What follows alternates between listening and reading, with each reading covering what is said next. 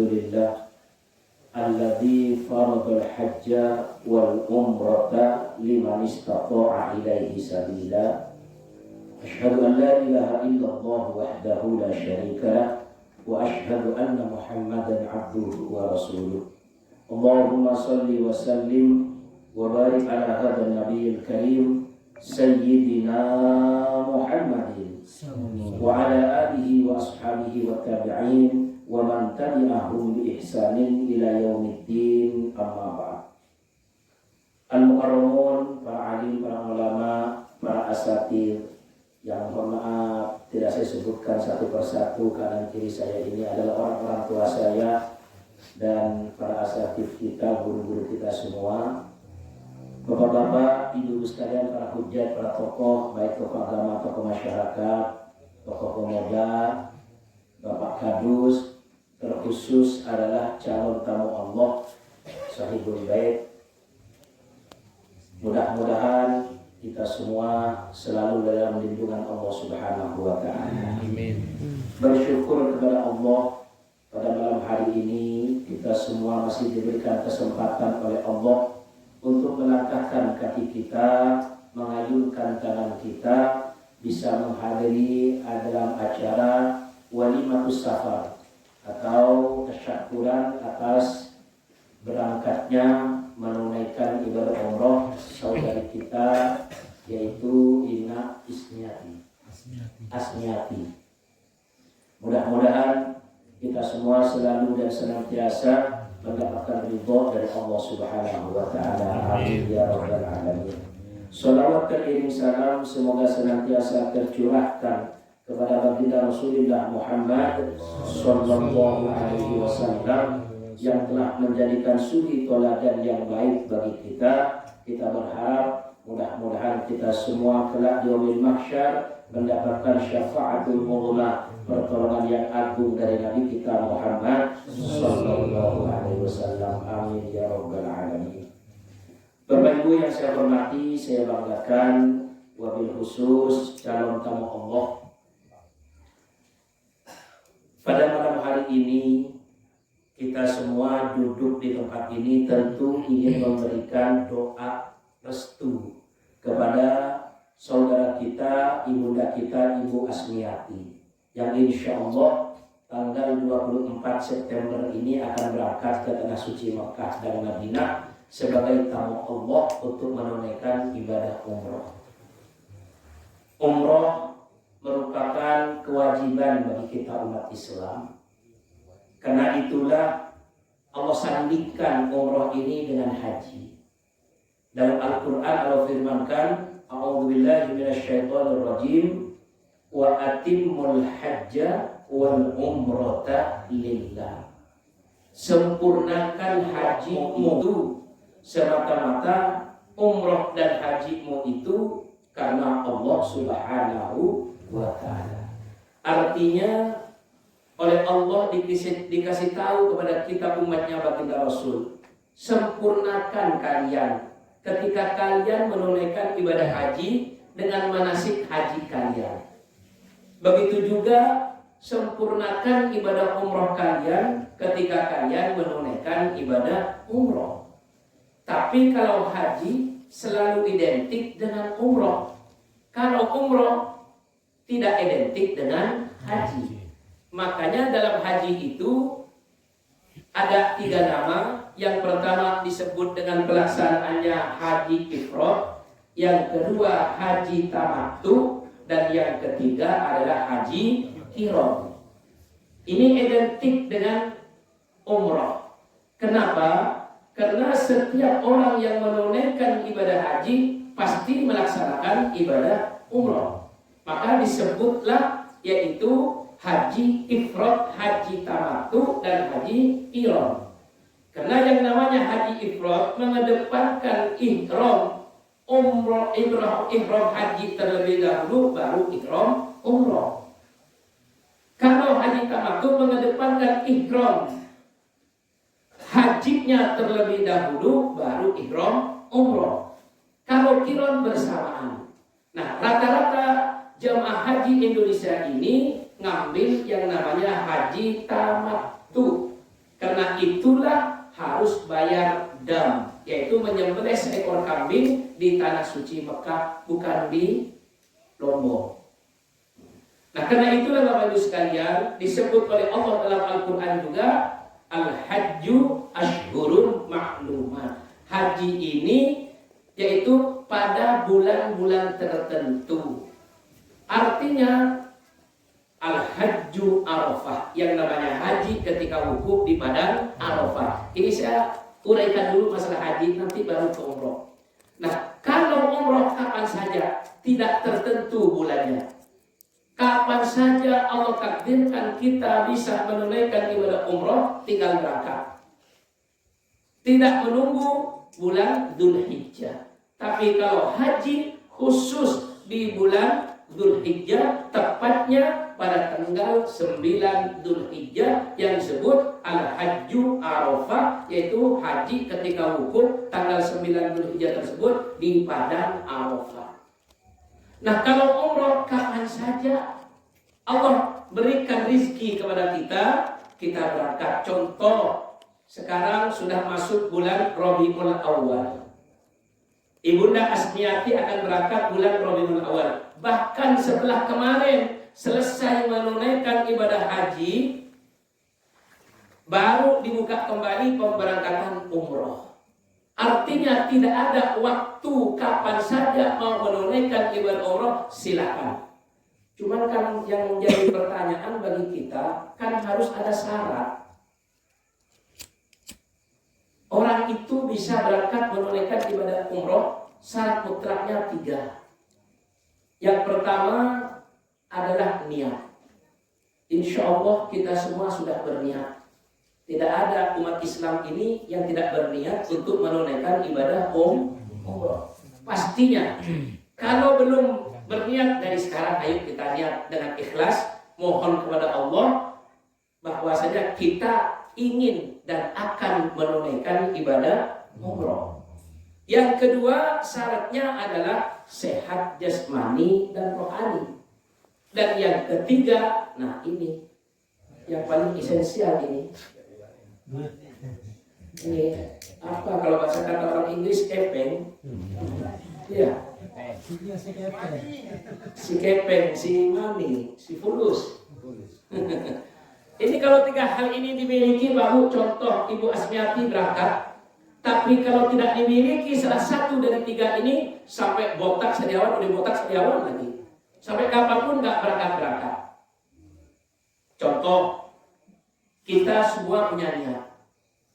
Sebagai umatnya baginda Rasulullah Muhammad SAW, ingin dan rindu untuk sholat di Masjidil Haram dan ingin bertawaf, yaitu mengelilingi Ka'bah, ingin bersa'i dari Gunung Safa sampai Gunung Marwah.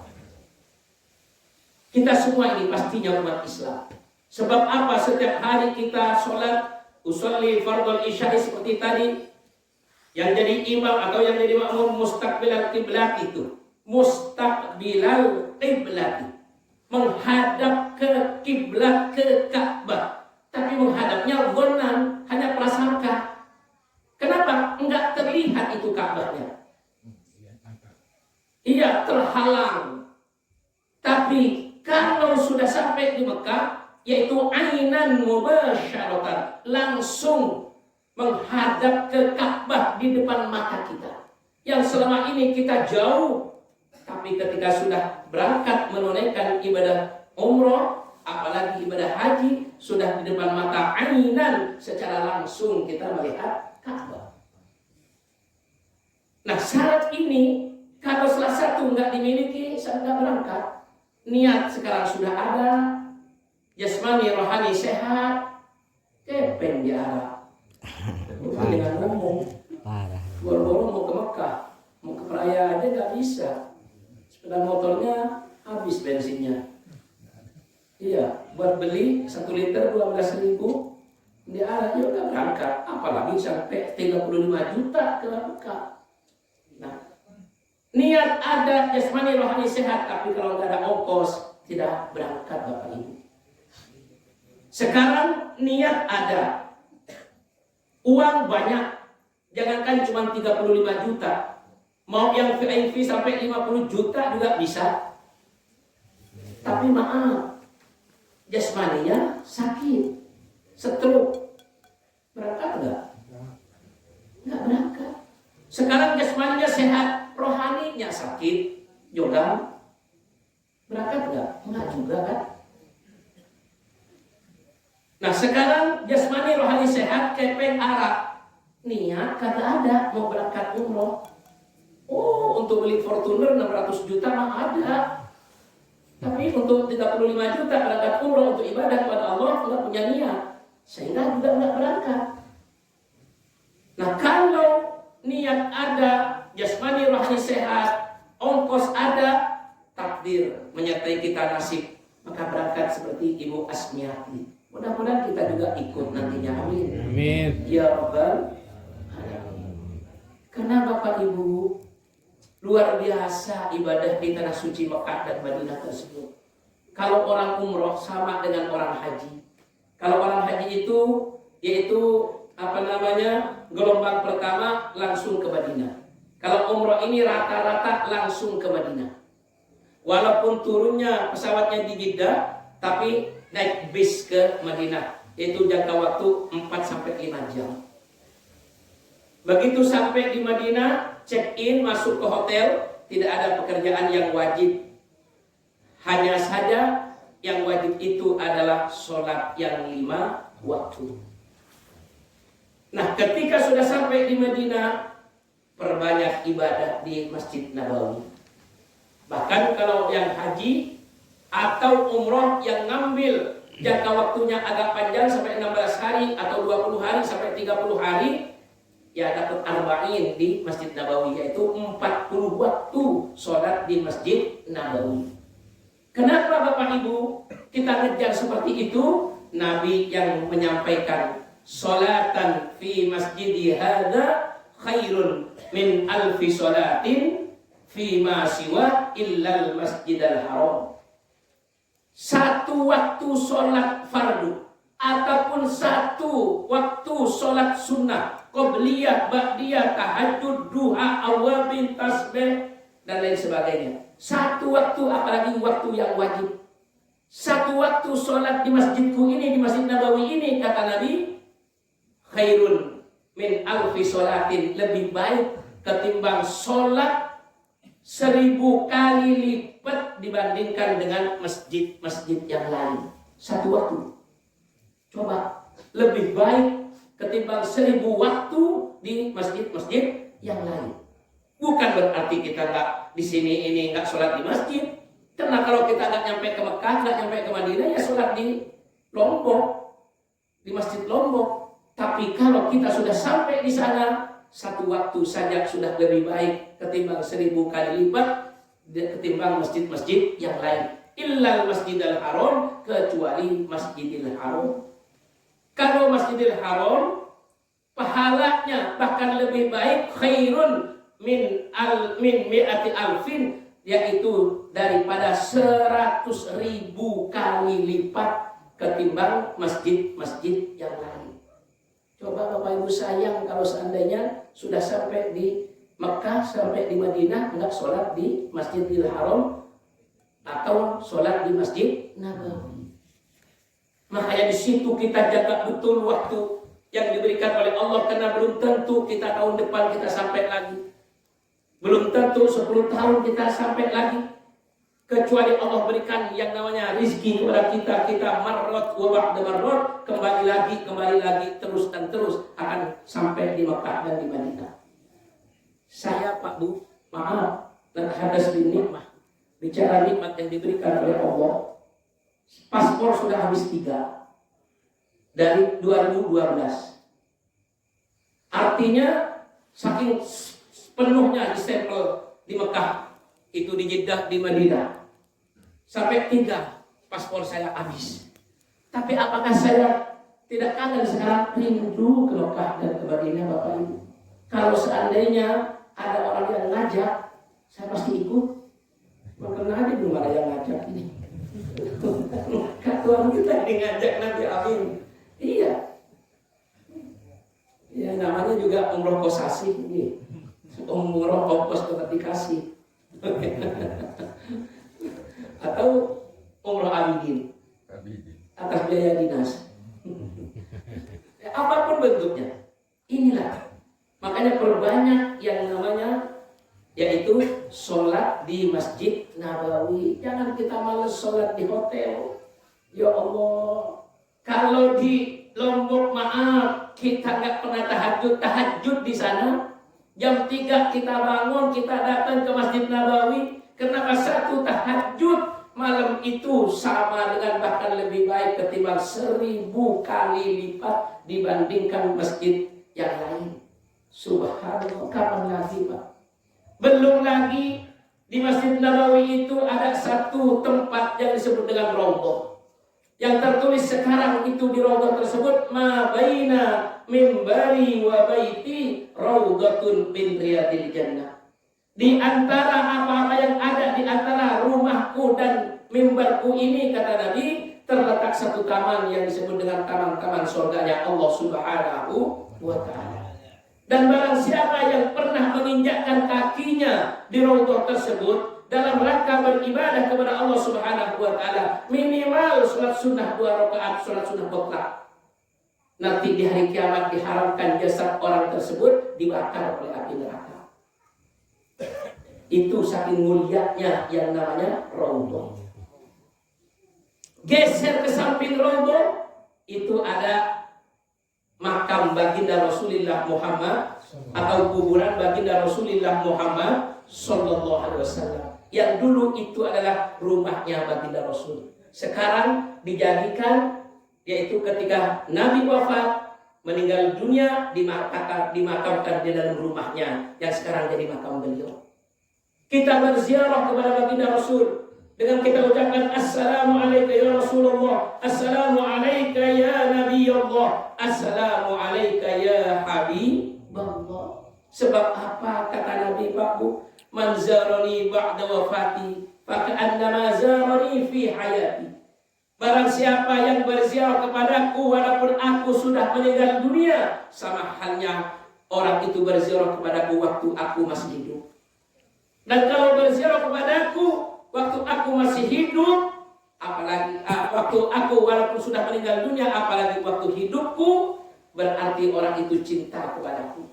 Kalau cinta kepadaku, karena ma'iyya fil jannah, nanti orang itu bersama-sama dengan aku di dalam surganya Allah Subhanahu wa ta'ala. Alhamdulillah. Makanya kita ingin tadi di akhir ziarah Rasulullah, apa tadi itu di Ustaz dibaca itu barzanjinya itu. Di ininya di akhir itu apa itu saya lupa. Ya Rasulullah ji'na di ziyarati Rasul Sayyidina. Ya Rasulullah ji'na, ya Allah ya Rasulullah ji'na, saya datang, kami datang kepada engkau ya Rasul. Li ziyarati Sayyidina, untuk berziarah kepada Sayyidina Muhammad sallallahu alaihi wasallam. Itu yang dibaca subhanallah. Nah, itu luar biasa Pak Bu, keinginan kita untuk berziarah kepada baginda Rasulullah Muhammad sallallahu alaihi wasallam.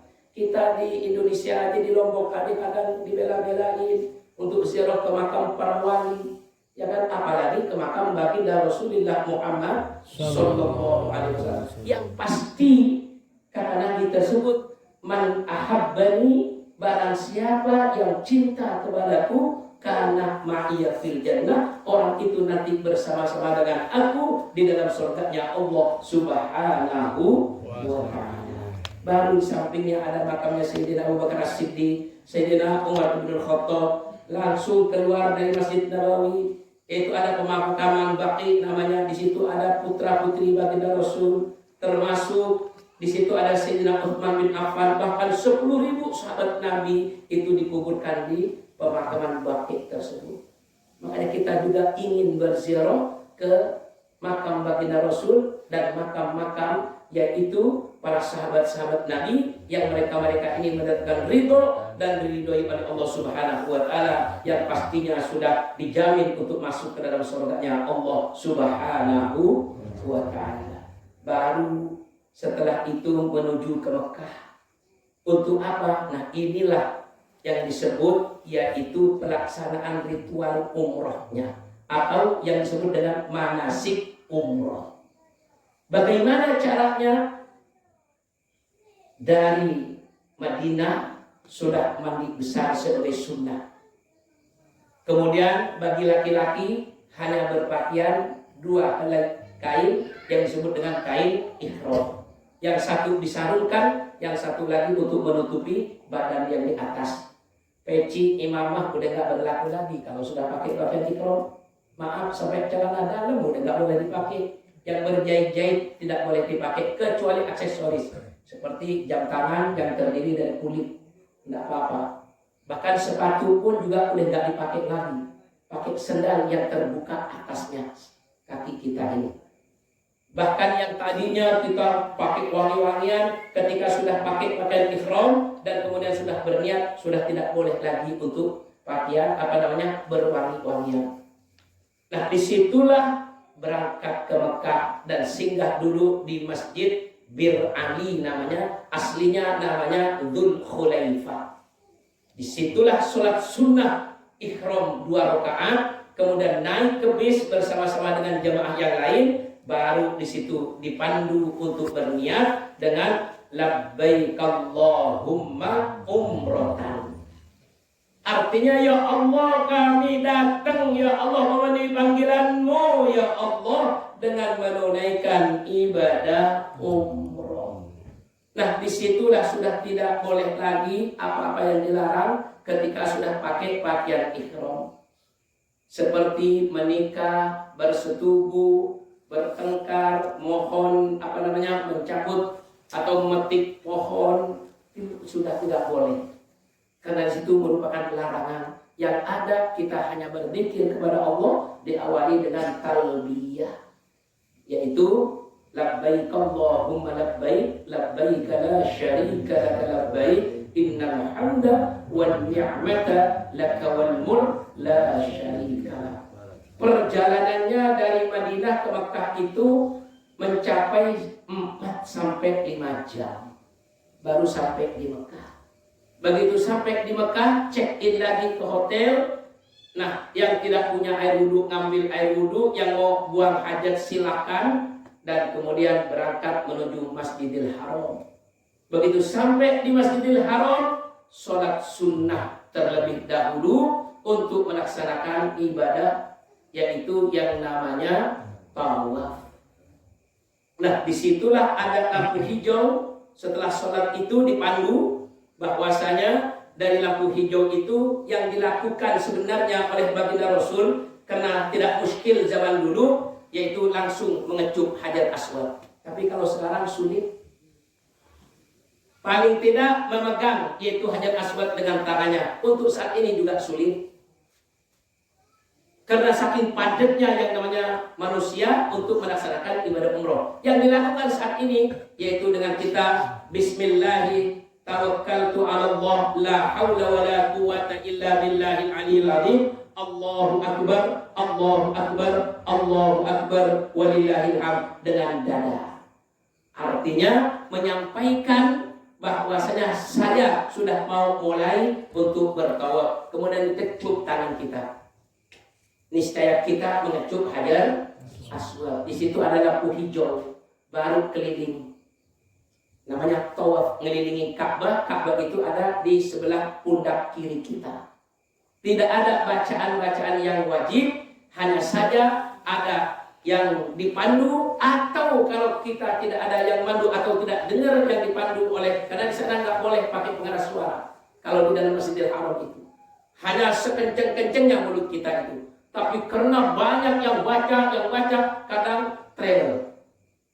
Kita hanya berzikir kepada Allah dengan subhanallah walhamdulillah wa la ilaha illallah wallahu akbar. Subhanallah walhamdulillah wa la ilaha illallah wallahu akbar wa la haula wa la quwwata illa billahil aliyyil azim.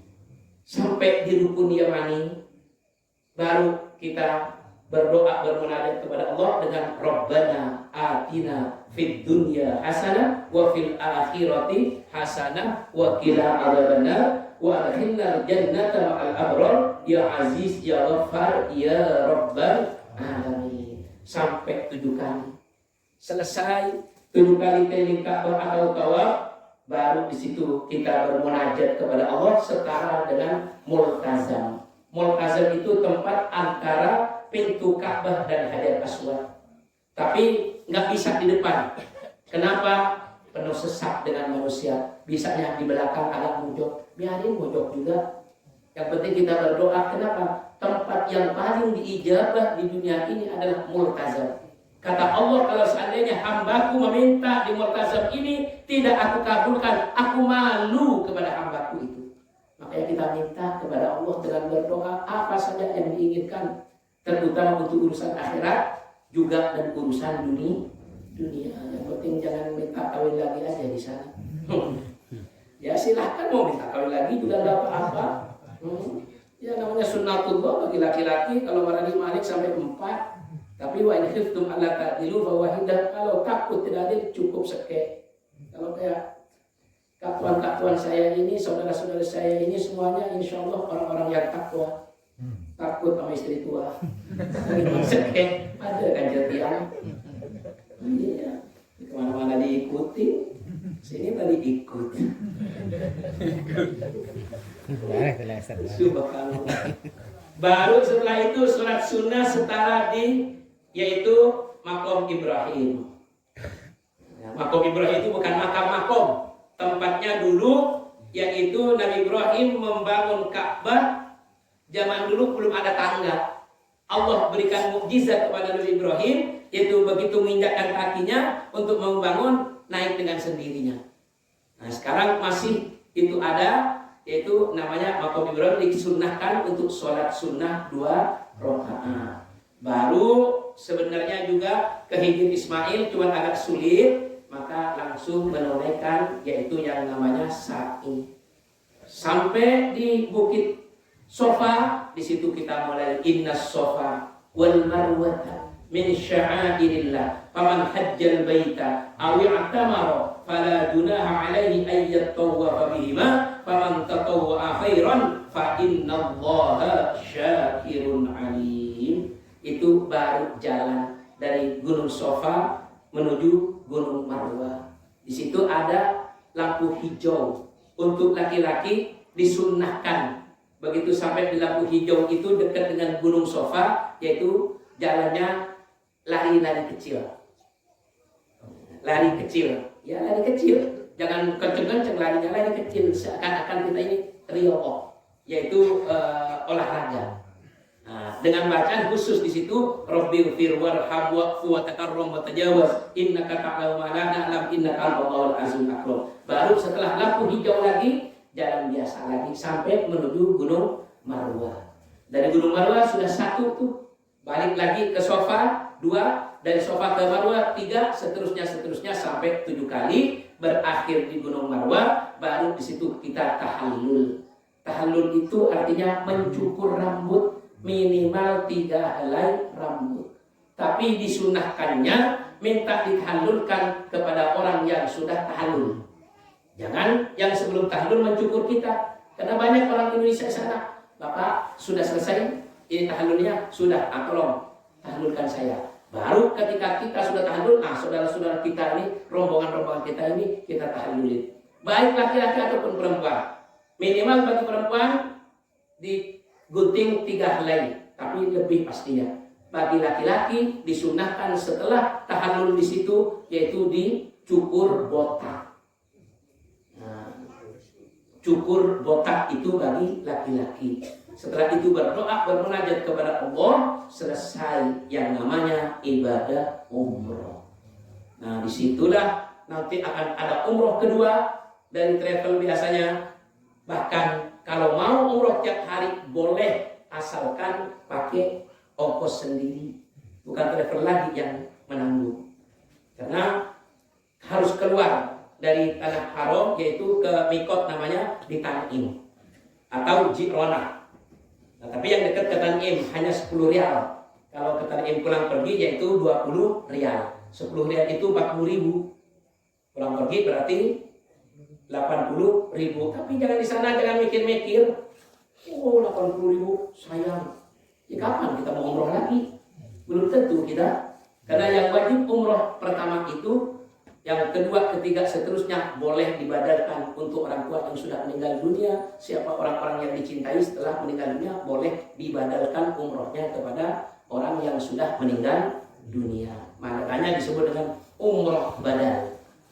Selesai itu berarti sudah sempurna melaksanakan ibadah umroh. Mudah-mudahan saudara kita Ibu Asmiati yang akan berangkat menunaikan ibadah umroh disehatkan jasmani rohaninya oleh Allah Subhanahu wa taala, diselamatkan oleh Allah Subhanahu wa taala, manasik umrohnya disempurnakan oleh Allah Subhanahu wa taala, dan kembali lagi ke tanah airnya dengan membawa predikat umroh yang makbulah, umroh yang diterima oleh Allah Subhanahu wa taala. Dan tolong doakan Bunda, mudah-mudahan kita semua yang hadir pada malam hari ini termasuk Tiang, mudah-mudahan di kesempatan yang akan datang bisa dan mampu menunaikan ibadah umroh. Amin ya rabbal alamin. Mungkin ini saja yang dapat saya sampaikan. Mudah-mudahan yang sedikit ini bermanfaat. Agak lelah ini karena pagi tadi sudah berangkat ke Batu Jangki Maulid dari Batu